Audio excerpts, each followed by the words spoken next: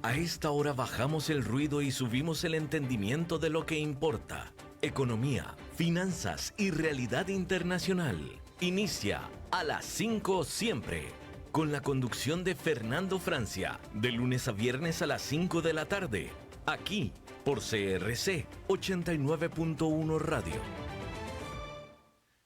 Hola, ¿qué tal? Bienvenidos. ¿Cómo les va? Espero que todo bien. Hoy empezamos semana, lunes 23 de febrero del 2026 y son las 5 en puntísimo de la tarde en San José, y eso quiere decir que usted va a estar al tanto de lo que sucede en el mundo de la economía, de las finanzas y también todo sobre la actualidad internacional. Transmitimos desde Costa Rica para todo el mundo por 89.1 FM en cadena radial costarricense, con repetición a las 10 de la noche y también en distintas plataformas como crc.cr y también en streaming. Nos puedes ver en Facebook Live y en YouTube. La producción, como siempre, a cargo de Mauricio Sandoval desde Colombia, y en controles el talento técnico de David Guerrero, que hace posible que estés escuchando este programa. Más adelante vamos a conversar en el espacio de análisis y entrevista con el experto en seguridad pública desde México, Aldo Fasci, sobre el operativo que dio una de las bajas más fuertes, el narco mexicano, el Mencho, y pues el clima que vive hoy el país y todo lo relacionado con seguridad, inseguridad y demás temas conexos desde México. Una voz autorizada para analizar qué es lo que está pasando y qué es lo que se ve que podría pasar a partir de estos hechos. Y también la columna con Pilar Martínez. Bueno, hoy se concentran las voces mexicanas, pero vamos a ver con qué nos viene la periodista especializada en economía y el mundo del trabajo, Pilar Martínez, que estará hoy en su columna semanal. Pero nosotros vamos directo a las noticias de inicio del programa. Vamos al panorama global. Empezamos en Estados Unidos porque la batalla por los aranceles ahora se traslada principalmente a los tribunales, bueno, en múltiples frentes, pero también en tribunales, porque más de 1,000 empresas estadounidenses demandan devoluciones en una disputa que ronda los 175,000 millones de dólares. Fondos de cobertura y bancos como Jefferies han comprado reclamos a descuento. Así que tienen intereses ya creados ahí, mientras que firmas legales y lobistas multiplican sus honorarios en estas temáticas. Entonces, esto sin duda pasa a ser un tema de suma relevancia, no solo para las empresas involucradas, sino que ya a todo un ecosistema alrededor de los costos que tuvieron que abonar las empresas por los distintos aranceles que Estados Unidos ha venido imponiendo en las distintas operaciones del comercio mundial. Así que bueno, un tema sin duda que va a continuar por varios meses más, no solo por el fallo, que también vamos a analizar un poquito ese fallo de la Corte Suprema respecto a los aranceles y la ley de emergencia. Bueno, las empresas de software en Estados Unidos están frenando emisiones de deuda ante mayores costos financieros y el temor a que la inteligencia artificial altere sus modelos de negocio. El caso de Blue Owl, gestor de capital privado en Estados Unidos, que vendió 1.400 millones de dólares en activos y vio caer su acción, refleja la tensión que hay en el sector del software en las bolsas de valores. Y Amazon invertirá 12,000 millones de dólares en nuevos centros de datos en Luisiana para impulsar inteligencia artificial y servicios en la nube. La compañía prevé crear 540 empleos directos y 1.700 empleos indirectos en un año en que su gasto de capital total alcanzaría 200,000 millones de dólares. Amazon. Y en Canadá, el primer ministro de Ontario, que no es el primer ministro de Canadá, ¿verdad? El primer ministro de Ontario, que es quizás la zona más poblada de Canadá, Doug Ford, dijo que los muros se están cerrando sobre Trump tras el fallo judicial que anuló varios aranceles de los que puso a diestra y siniestra. Canadá vive lo que calificó este primer ministro regional de Ontario, Doug Ford, como una guerra económica y no descarta esperar a las elecciones legislativas de noviembre en Estados Unidos para ver cambios al respecto. Así que bueno, van y vienen declaraciones a favor y en contra desde distintas latitudes, porque ya vamos a ver que otras personas también se refirieron, otros gobiernos también se refirieron a este tema. Bueno, el Parlamento Europeo congeló la implementación del acuerdo comercial entre la Unión Europea y Estados Unidos, tras el fallo de la Corte Suprema que anuló parte de los aranceles de 2025. Los legisladores exigen claridad luego de que Donald Trump anunciara nuevos gravámenes del 15% a las importaciones. Así que, sin duda, la incertidumbre es la nueva regla desde hace rato, pero mucho más en estos días, esta semana.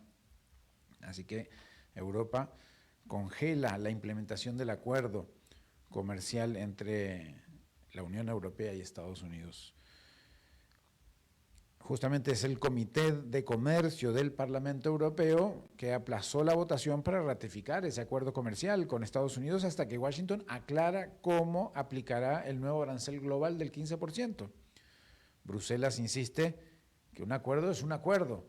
Entonces, había un acuerdo, no había un acuerdo, se respeta el acuerdo, no se respeta el acuerdo, ¿qué es lo que va a pasar con ese acuerdo? Así que, de nuevo, van y vienen declaraciones, todavía se mantiene la incertidumbre.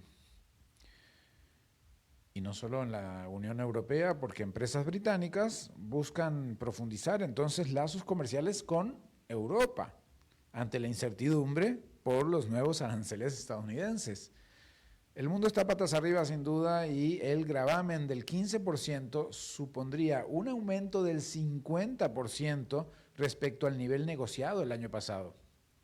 Según el Centro de Estudios Global Trade Alert, que cita a CNBC en varios de sus notas, pues entonces en Reino Unido empiezan a mirar más a Europa de donde vienen, pero pues a profundizar lazos comerciales, sin duda, cuando antes eran una misma zona, pero desde el Brexit ya eso es distinto. Y también en Europa, gobiernos europeos aceleran su estrategia digital, su estrategia de soberanía digital ante la dependencia del 85% del mercado de servicios en la nube, dominado por empresas estadounidenses. Según Synergy Research Group, ministros califican la transición como cuestión de supervivencia nacional. Ya habíamos hablado de eso hace varias semanas y pues siguen en esa discusión o esa búsqueda de una estrategia de soberanía digital desde los países de la Unión Europea, de distintos, con sus distintos avances, pero que todavía están bastante dependientes de empresas estadounidenses. Bueno, por otro lado, en Rusia, pequeñas empresas, desde panaderías hasta salones de belleza, sienten el impacto de una nueva política fiscal en tiempos de guerra. El impuesto al valor agregado subió 2% y se redujeron los umbrales de facturación. En medio de déficit fiscal y menores ingresos petroleros, eso pone a Rusia un poco en jaque, en medio de mucho de su presupuesto destinado a la guerra que tiene encendida con Ucrania y que pues le viene costando no solamente al Estado, no solamente al sector militar, sino pues a todas las empresas rusas, especialmente las pequeñas, como dice este informe noticioso. Y por otro lado, el banco neerlandés ING señaló que el dólar perdió parte de su condición de refugio en 2024 tras caer casi 10%, su peor desempeño desde 2017. Sin embargo, no ve señales de desdolarización avanzada o acelerada, dicen en el ING Group, el banco neerlandés. Y esto también es parte de lo que hemos conversado desde hace varias semanas sobre el papel del dólar a nivel global, que está perdiendo, bueno, el índice del dólar, que es la comparación de la moneda estadounidense con 6 distintas monedas, viene bajando, pero lo vemos también frente a las monedas latinoamericanas, ¿no? Cómo el dólar va perdiendo su capacidad, y bueno, mucha gente ya está pensando en hacer transacciones al margen del dólar, como los países del Brexit, del BRICS, BRICS, parece trabalenguas, los países BRICS, es decir, Brasil, Sudáfrica, China, India, Rusia y demás. Bueno, ahora está ampliado el BRICS. Bueno, vamos a Asia justamente porque China pidió a Washington cancelar los aranceles unilaterales tras el fallo de la Corte de Estados Unidos. El ministro de Comercio chino afirmó que la guerra comercial no beneficia a nadie y evalúa el impacto de los nuevos gravámenes del 15%. Así que, sin duda, lo que dicen en China es que pues pelear es dañino, así que no se haga más daño, señor Trump, le dicen los chinos. Y la India aplazó una misión comercial a Washington tras el fallo judicial. Vean cuántas notas se van desprendiendo de las repercusiones que tiene eso en el mundo. No solo implica a Estados Unidos, obviamente hay muchos que tienen su opinión respecto a lo que sucedió con ese fallo de la Corte, que vamos a analizar en profundidad en breve.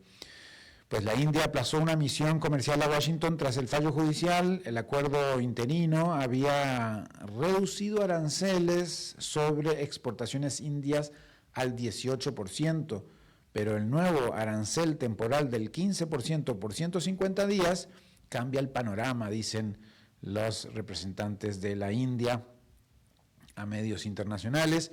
Así que pues todo está en veremos, y la India suspende esa misión comercial hasta nuevo aviso.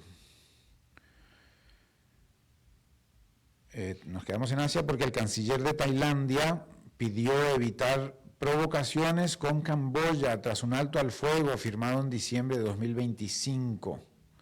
El acuerdo es frágil luego de semanas de enfrentamiento que dejaron decenas de muertos y más de 1 millón de desplazados. Así que bueno, el conflicto en esa zona de Asia, aunque hay un alto al fuego reciente, parece muy frágil, y pues están ahí tratando de que no hayan provocaciones de ambos lados que vayan a romper ese acuerdo y volver a las hostilidades tanto en Tailandia como en Camboya. Y bueno, vamos a África entonces, porque la región autónoma que busca reconocimiento internacional desde 1991, conocida como Somalilandia, ofreció a Estados Unidos acceso a minerales y bases militares. Israel reconoció su independencia en diciembre, mientras que Somalia le sigue considerando parte de su territorio. Así que Somalilandia es una pequeña región ahí por el Golfo,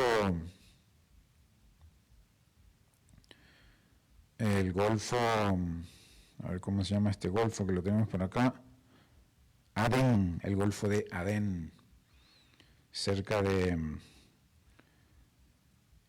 pues digamos al noreste de África, entre Etiopía, Somalia y Eritrea, ahí como frente a Yemen, pero del lado africano. Bueno, Somalilandia entonces, región autónoma que busca reconocimiento internacional desde 1991, pues allí está ofreciendo sus minerales en sus tierras y bases militares, pero claro, Somalia dice, epa, estos son nuestros. Así que bueno, un cable de AFP nos da esta información que sin duda es interesante conocer qué está pasando por esa zona del noreste de África. Más este que norte, pero... Inversionistas privados, además, en general en África, comienzan a mirar la transmisión eléctrica en África como oportunidad estratégica.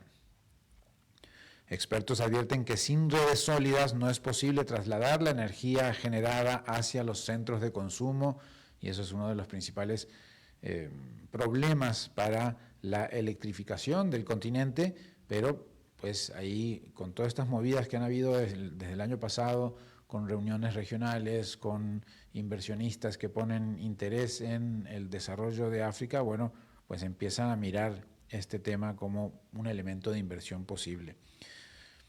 Así que bueno, esa noticia también desde África, que nos llegan por diversos medios. Y vamos a América Latina porque en Chile llega la guerra comercial de Estados Unidos. Estados Unidos impuso restricciones de visado a 3 funcionarios chilenos vinculados a un proyecto de cable submarino digital propuesto por empresas chinas. Estados Unidos alega riesgos de seguridad en la antesala de una cumbre latinoamericana en Miami. Así que, pues los funcionarios chilenos no van a poder asistir, o por lo menos va a haber algún tipo de problema allí.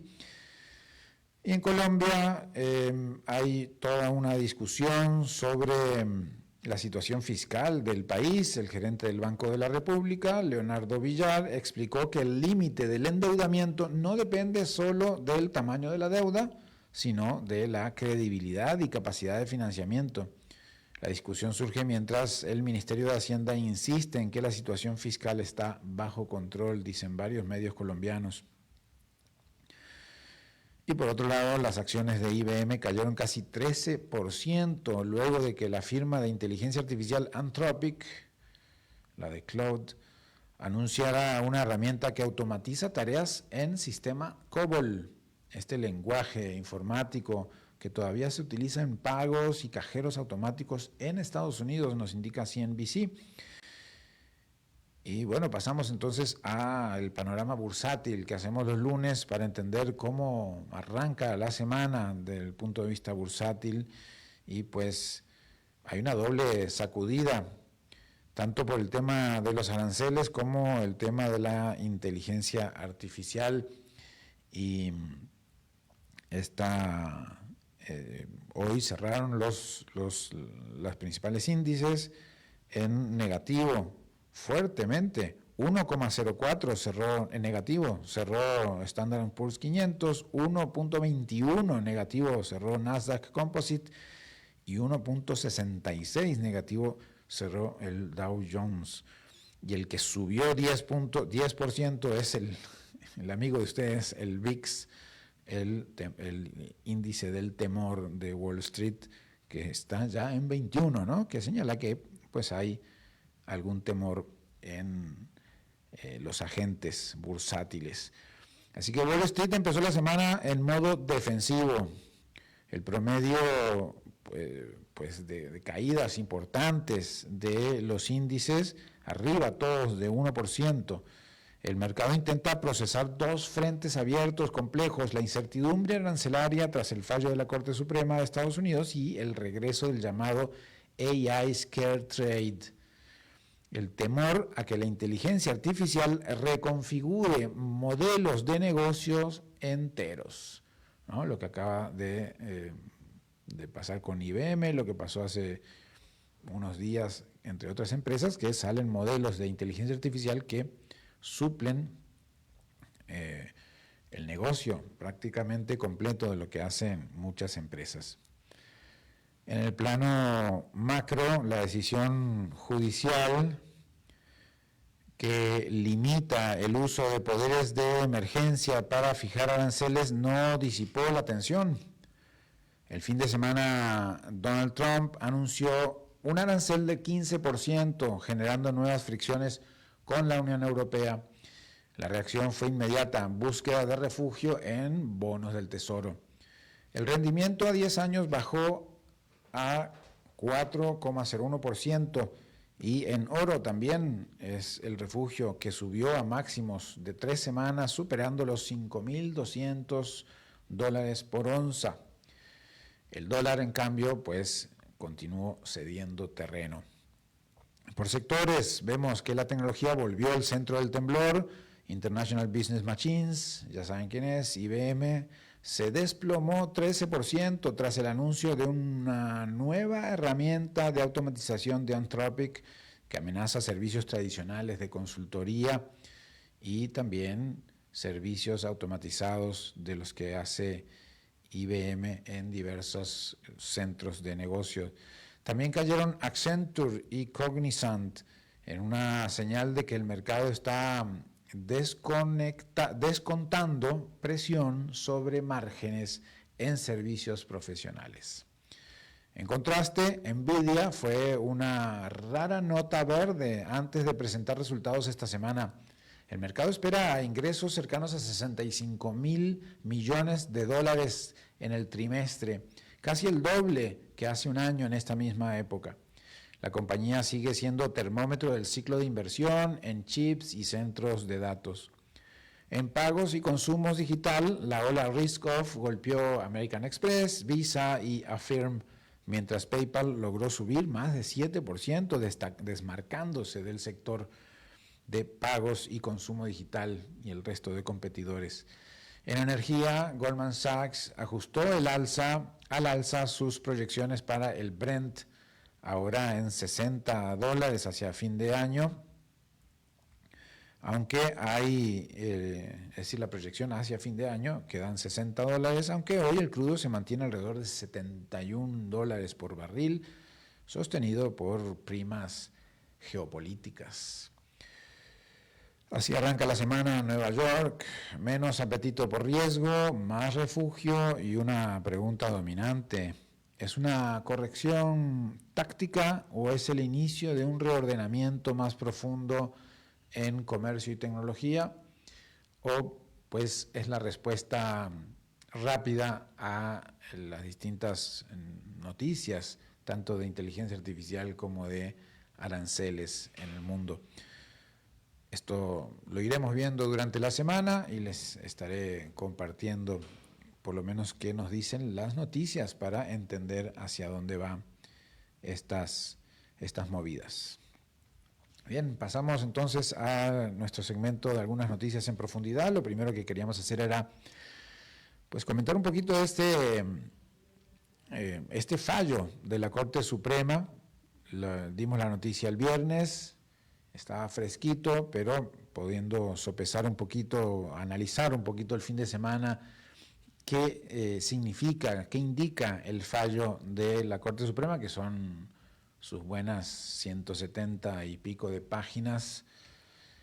Pues la Corte Suprema de Estados Unidos puso un freno histórico al uso de la Ley de Poderes Económicos en Emergencias Internacionales, conocido como IEPA, para imponer los aranceles, como ya todos sabemos. En este fallo de casi 200 páginas, en el caso Learning Resources versus Trump y otros, el tribunal concluyó que el presidente excedió su autoridad al fijar gravámenes sin autorización expresa del Congreso. El punto central es constitucional. La potestad de imponer impuestos, derechos y aranceles corresponde exclusivamente al Congreso. La Ley de Emergencias, la IEPA, aprobada en 1977 para enfrentar emergencias internacionales, no menciona aranceles, duties ni impuestos. Para la mayoría, el verbo regular importaciones no equivale a crear tributos. que la palabra regular sí aparece en la Constitución, en la ley de emergencia, pero no equivale a crear tributos. Un poder que la Corte califica como extraordinario y de enorme impacto nacional, que pues refuerza la tesis de que finalmente esos aranceles los termina pagando la ciudadanía estadounidense, ya sea con inflación o con alzas específicas en precios de distintos sectores, de distintas empresas. 3 jueces, Roberts, Gorsuch y Barrett, de los 6, aplicaron, de los 6 que estaban a favor de dejar sin autoridad al presidente o de anular pues los aranceles del presidente, aplicaron la llamada Major Questions Doctrine. Cuando el Ejecutivo reclama un poder de gran trascendencia económica y política, ese poder debe estar claramente autorizado, expresamente autorizado por el Congreso. Permitir lo contrario implicaría una expansión transformativa, dice el fallo, del poder presidencial. Otros 3 jueces coincidieron por interpretación estatutaria tradicional, y esos entonces suman los 6 que pues terminan ganando esta votación. El bloque disidente, por otro lado, sostuvo que sí había base suficiente en la ley de emergencia, por eso quedó 6-3 ese voto en la Corte Suprema.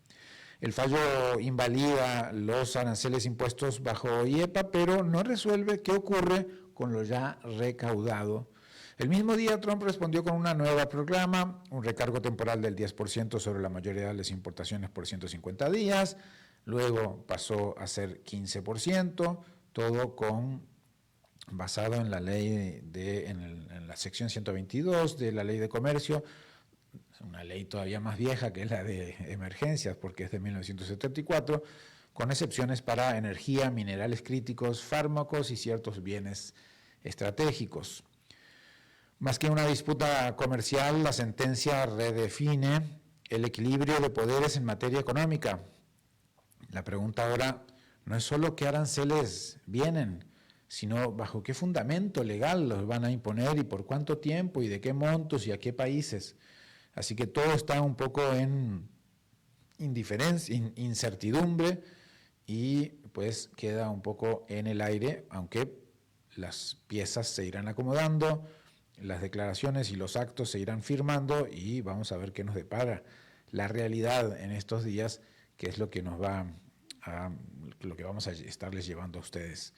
Pero, ¿qué es lo importante desde un punto de vista ya fuera de lo arancelario específico, del porcentaje, de que si se pone o no se pone, sino más jurídico de esta sentencia? A modo de respuesta hay que poner atención a unas pequeñas 4 líneas de esa sentencia, 4 líneas importantísimas y que nos van a hablar no solamente de Estados Unidos y de los aranceles, nos va a hablar de la humanidad toda. Fíjense, esto es una traducción libre, obviamente, pero literal de la sentencia de la Corte Suprema. Nuestros fundadores entendieron que los hombres no son ángeles y desatendemos esas enseñanzas bajo nuestro propio riesgo cuando permitimos que unos pocos o uno solo engrandezcan su poder basándose en una autoridad vaga o incierta. Voy a repetir esa frase porque es tremenda para cualquier gobierno del mundo. O sea, no es que valga para cualquier gobierno del mundo, pero es tremenda para cualquier ejercicio del poder en el mundo. Nuestros fundadores, dice la Corte Suprema de Estados Unidos, los fundadores de Estados Unidos, nuestros fundadores entendieron que los hombres no son ángeles y desatendemos esas enseñanzas bajo nuestro propio riesgo cuando permitimos que unos pocos o uno solo engrandezcan su propio poder basándose en una autoridad vaga o incierta. Y entonces, entendiendo que el ser humano le cuesta manejar el poder y que le cuesta mucho más manejar el poder absoluto, y que ante esa, entendiendo cómo funcionan las personas con poder, desde hace muchísimos años, los fundadores de Estados Unidos, dice la Corte Suprema de Estados Unidos, que como esos señores que van a estar ahí sentados no son ángeles, mejor vamos a ponerles alguna cortapisa a sus poderes para que no puedan hacer cualquier cosa con ellos. Sin duda me parece que es una de las frases, no sé si la han leído ustedes en algún medio, pero sin duda es una de las frases centrales de casi 200 páginas, en donde finalmente, justamente por eso, porque las personas suelen no saber manejar el poder, hay que ponerle freno a esos poderes, y para eso tenemos una asamblea legislativa, un congreso y otras herramientas en la institucionalidad de cualquier país para que ponga coto a la búsqueda de poder ilimitado de algunos personajes. Y bueno, parece que leyeron el futuro aquellos fundadores de Estados Unidos y sabían que en 2026 iba a haber, o 2025, iba a haber un personaje que quería poner aranceles a troche y moche a todos los países. Vamos a una pausa muy breve y enseguida volvemos con la entrevista de esta tarde. Regresamos a las 5 siempre con Fernando Francia. El agua es vida, salud y bienestar. Por eso, vos y los tuyos necesitan agua purificada, ozonizada y embotellada San Ángel. Hace que tu vida sea más larga y saludable con agua San Ángel. Disfrútala naturalmente y viví una experiencia con agua purificada San Ángel. Pureza que se siente. Búscanos en Facebook como Agua San Ángel. Cuando el reloj marca el cierre de la tarde, aquí abrimos el sentido.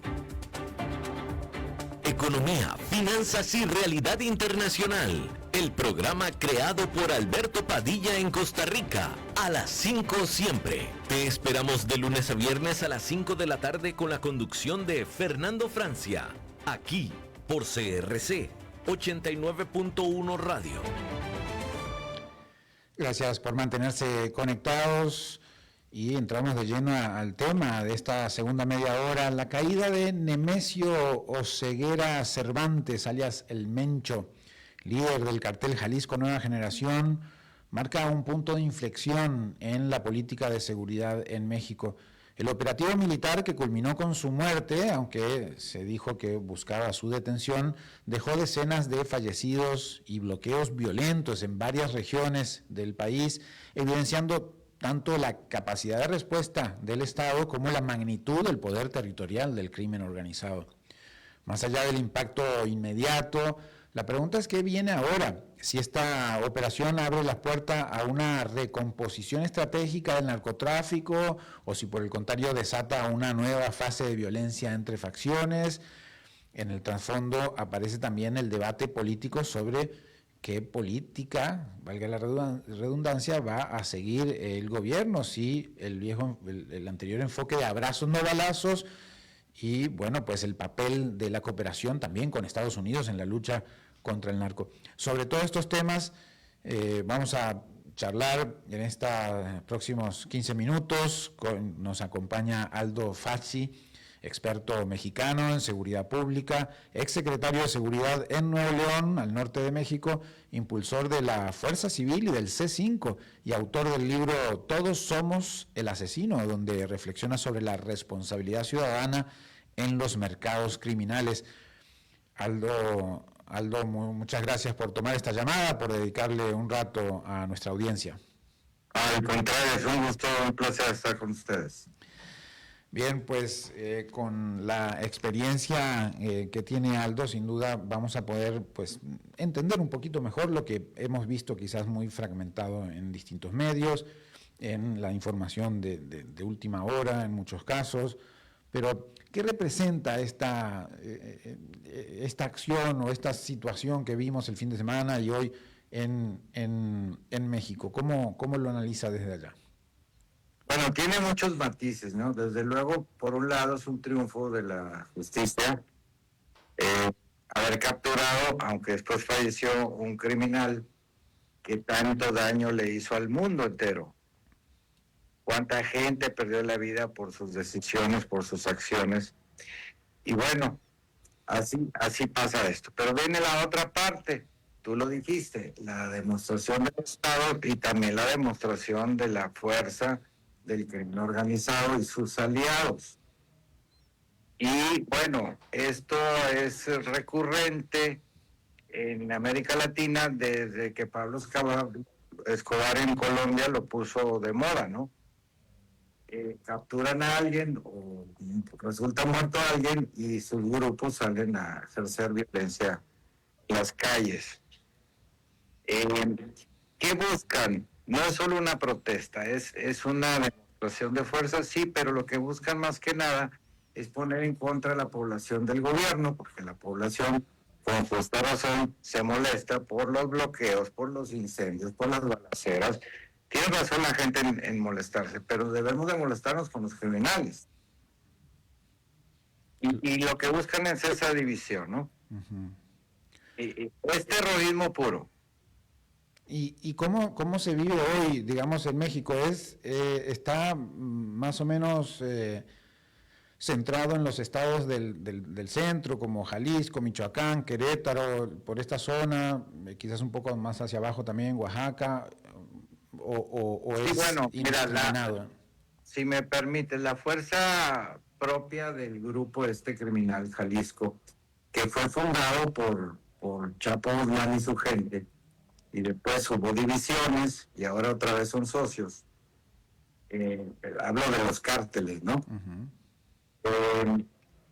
Bueno, este grupo tiene, obviamente, su sede es Jalisco, tiene más presencia en el centro del país, pero se maneja con asociados, grupos criminales asociados, que en esta ocasión es la primera vez que sucede en este país, que los grupos asociados se unen en esta violencia con el grupo principal. Por ejemplo, cuando capturaron al Chapo Guzmán y luego a uno de sus hijos, pues hubo mucha violencia en Sinaloa, cartel de Sinaloa, pero no en el resto del país. Y esta vez, en todas partes, bueno, no todas, pero la mayoría, el 2/3 partes del país hubo algún síntoma de violencia. Unos más graves que otros, pero hubo síntomas. Y esto es algo preocupante, difícil de comprender, pero así sucede. ¿Qué repercusiones va a tener o qué sigue? Bueno, miren, primero, hoy pues está en paz, es una calma chicha aquí en este país. ¿Por qué? Porque pues ya lo hemos vivido, ya sabemos que vendrán reacomodos, no sabemos si va a ser, quién se va a quedar al mando de ese grupo criminal, porque no lo sabemos, son decisiones de ellos, y no es una familia, es un corporativo criminal. Entonces, no saben si va a ser pacífica la transición o no. ¿Por qué va a haber un nuevo líder? Porque está detenido, o bueno, muerto. El líder principal es como el CEO de una empresa, pero la empresa no está desmantelada. Entonces todavía nos falta mucho trabajo para desmantelar a toda la organización. Ese es un tema. Segundo, los enemigos de este grupo pues van a querer aprovechar. Entonces esperamos que haya más violencia. Es lo más probable. Esperemos que no, pero tenemos que prepararnos, ¿no? Es lo más probable. Afortunadamente, pues esto, bueno y malo, ¿no? Las autoridades afortunadamente ya tienen experiencia. La parte mala es que ya había sucedido. No estoy explicando, es una ambigüedad muy difícil para los mexicanos y para el mundo entero, porque este cártel tiene asociados en todas partes del mundo.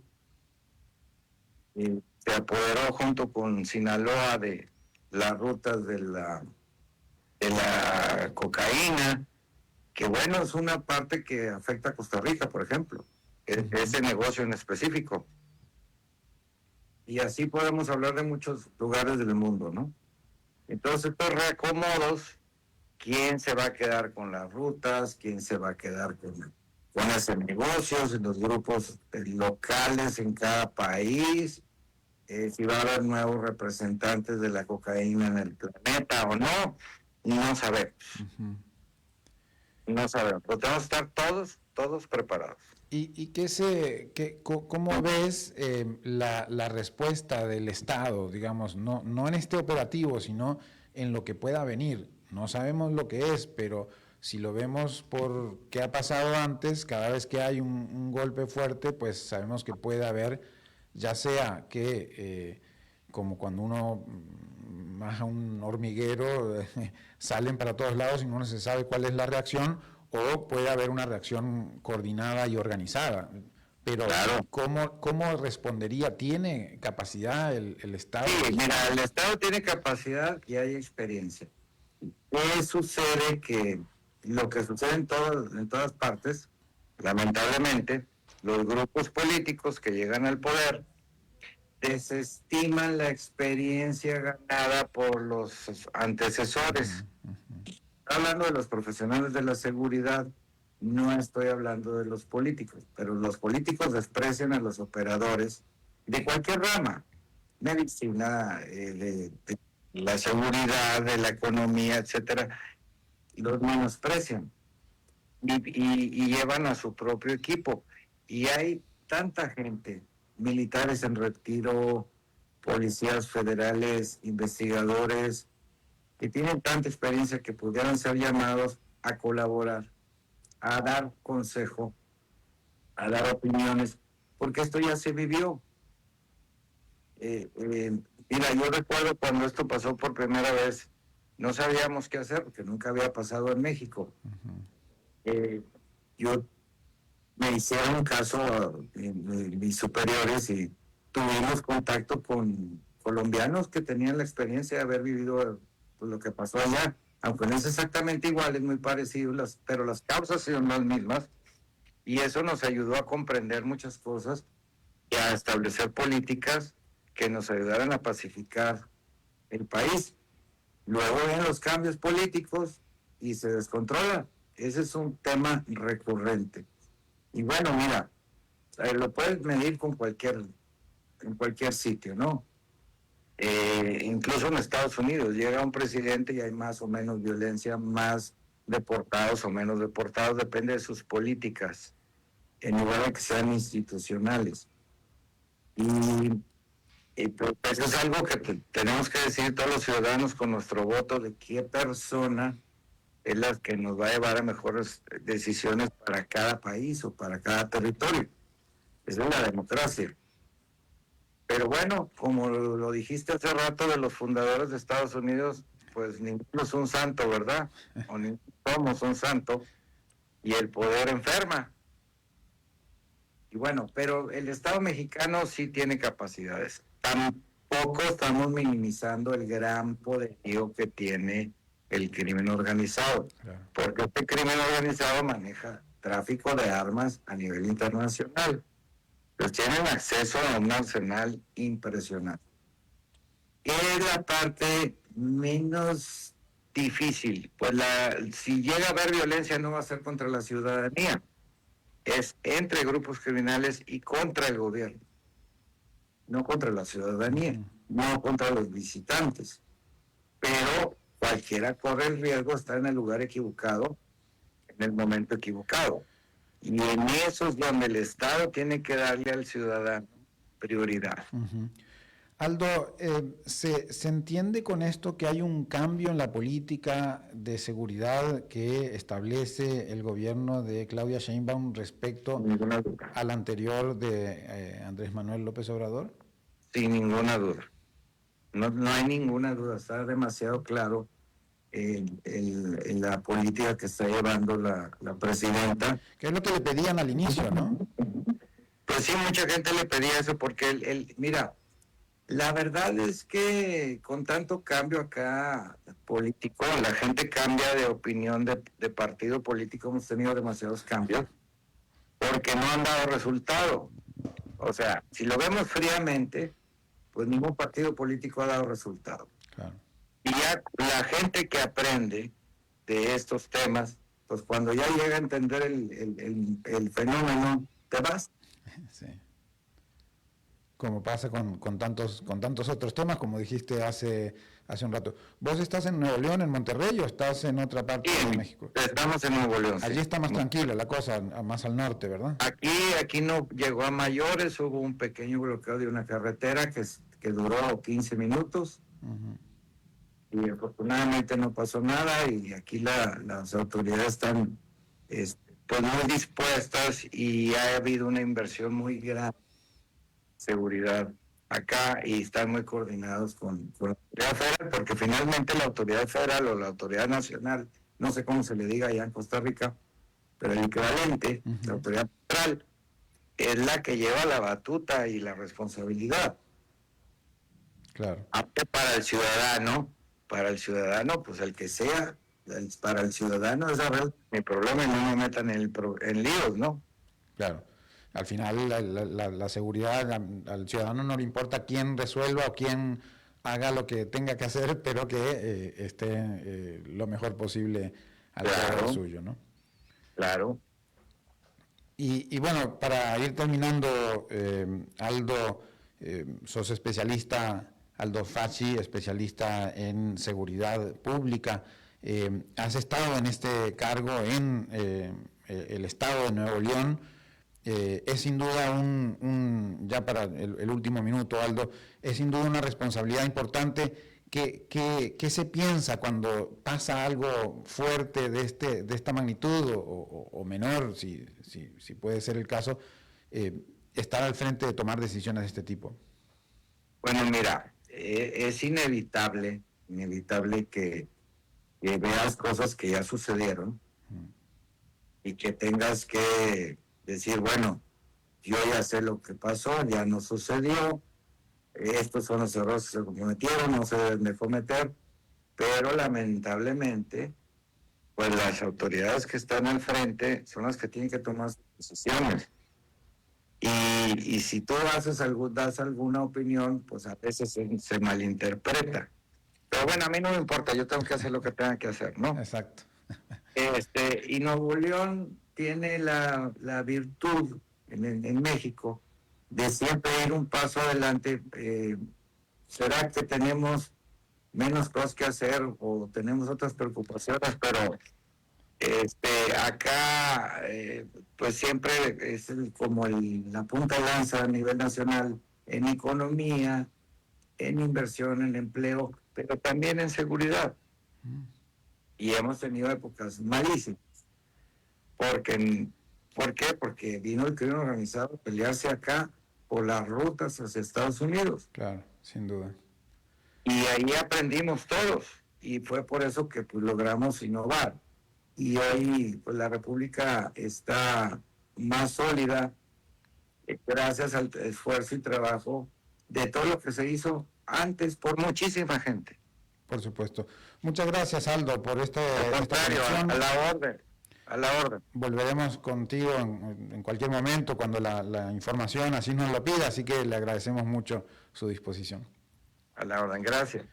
Y nos quedamos en México porque como es lunes y viene la columna de nuestra amiga, colega, la periodista Pilar Martínez. ¿Qué nos tienes para hoy, Pilar? ¿Cómo estás? Pues mira, hoy quiero platicar con ustedes sobre el tema de la subcontratación, porque sabemos que es un modelo que se utiliza en todo el mundo, en donde las empresas buscan subcontratar tareas o servicios que normalmente hacían dentro de la organización, pero lo hacen de una manera tal que les permite como tener ciertos ahorros, digamos, en cuanto a la contratación. No hay muchos países que hayan hecho una modificación en sus leyes con tal de tener también una regulación, porque no siempre se otorga un trabajo decente, digamos, a los trabajadores.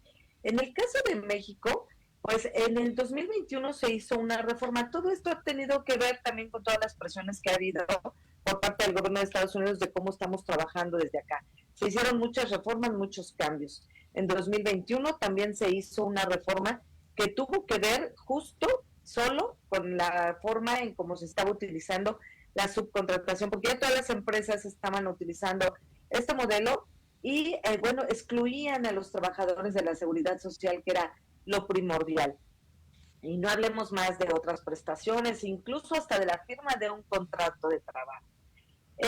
Nosotros tenemos en México ya 5 años de esta reforma, ya ha habido algunos resultados. Se creó, por ejemplo, el registro de prestadoras de servicios especializados, porque evidentemente no se pudo, desaparecer totalmente la subcontratación. Las empresas sí tuvieron graves problemas financieros, sobre todo aquellas que se dedicaban a la subcontratación, porque la reforma cortó de tajo el que pudieran tener como su core business, su principal negocio, a gente subcontratada. Entonces, digamos que desde ahí empezó un cambio. Pero México, digamos que es un poco prohibitiva, pero también permite que se realicen servicios especializados. Por ejemplo, en Chile también se hizo una modificación, en Ecuador y en Perú. Digamos que son los ejemplos que tenemos sobre cómo se han dado estos cambios en cómo se está contratando a la gente y qué se les está ofreciendo. Muchos de ellos han hecho como la responsabilidad solidaria o subsidiaria de la empresa principal para que así puedan otorgar los derechos a los trabajadores. En el caso de México vamos avanzando. La verdad es que pues también se han creado otras vías, ¿no?, en que van contratando las empresas y que han buscado el caminito para seguir evadiendo el pago de impuestos o reconocimiento de los derechos de los trabajadores. En este registro del cual te hablo, que es pues innovador, porque en México no se sabía ni siquiera cuántas empresas había que estaban subcontratando. Hoy ya sabemos y tenemos una cifra que existen 143,000 empresas y se tienen que registrar forzosamente para ofrecer este servicio a alguna otra empresa.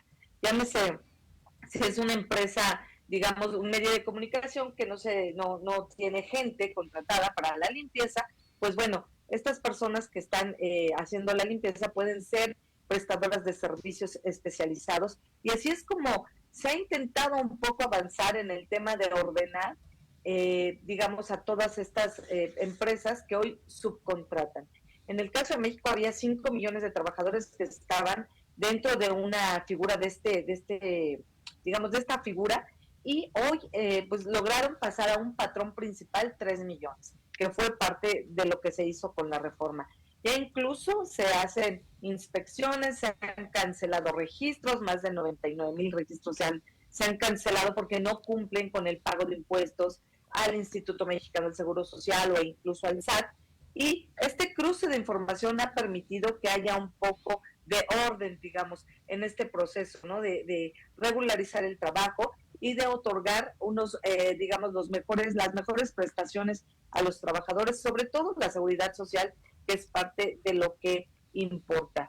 Y ahora veremos que rumbo a lo que se vaya a discutir también en la OIT, si se va a hacer o no un convenio sobre los trabajadores de plataformas, que también tiene que ver y ya involucra a muchas personas que se subcontratan para trabajar y ofrecer sus servicios, sobre todo, pues vamos a decir, contadores, diseñadores, abogados, que ofrecen también este servicio a través de plataformas. Pues ya veremos cómo se empieza a dar o cómo se empieza, digamos, a confeccionar un nuevo convenio que permita, pues, meter a todos, o por lo menos tener una regla general de cómo es este juego nuevo en cuanto a la contratación de servicios. En el caso de México va avanzando, todavía falta porque sigue habiendo mucha evasión, digamos, al momento de contratar al personal. Seguimos teniendo una informalidad por arriba del 50%, 30 millones de trabajadores se encuentran ahí y muchos de ellos están en esta situación. Entonces, ya daremos nuevas cifras. Se cumplen 5 años de que se creó este registro de prestadoras de servicio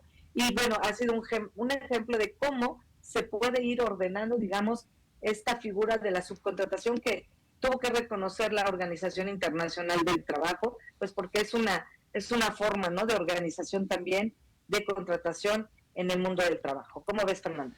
Las plataformas sin duda son las plataformas digitales, no solo Uber, Airbnb y ese tipo de plataformas, sino también esas plataformas donde uno ofrece un servicio y alguien puede contratarlo o al revés, ¿verdad? Y eso de alguna manera no queda como tan claro quién debe regular todo eso, porque podría esgrimirse lo mismo que con Uber, ¿no? Que son colaboradores, que son, ¿verdad?, distintas modalidades, que están en otro país, en fin, es complejo el tema y por eso hay tanto debate últimamente con lo que llaman las plataformas de servicio, ¿no?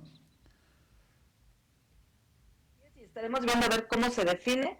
México va a ir a exponer el caso de la reciente reforma que se aprobó, aunque solo está enfocada para los choferes y los repartidores, ¿no?, en bicicleta, o aquellos que incluso lo hacen caminando, pero es un avance, ¿no?, que se está dando también en esa materia, otorgándole seguridad social y que los reconozcan como trabajadores, pero hay un universo todavía mucho más grande de quienes están utilizando pues las plataformas para ofrecer sus servicios y todavía falta ver pues quién va a ser como también responsable, digamos, en la manera en que se hace el trabajo y la subordinación sobre todo. Entonces, bueno, pues ya veremos más adelante a ver qué pasa con este tema.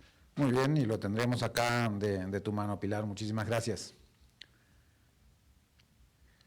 Viene a Pilar Martínez, periodista mexicana, especializada en economía y en el mundo del trabajo, que nos trajo todo este tema de la subcontratación de empresas que muchas veces puede parecer una evasión de otras obligaciones dentro de otras empresas. En fin, vamos, con esto terminamos, amigos. Muchas gracias por una tarde más que compartimos, que nos informamos de cómo está el mundo en temas de economía, finanzas y geopolítica.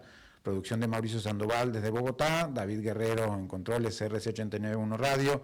Me despido y nos vemos en 23 horas. Hasta la próxima. Concluye a las 5 siempre, economía, finanzas y realidad internacional para entender lo que importa. De lunes a viernes a las 5 de la tarde, con la conducción de Fernando Francia, aquí por CRC 89.1 Radio.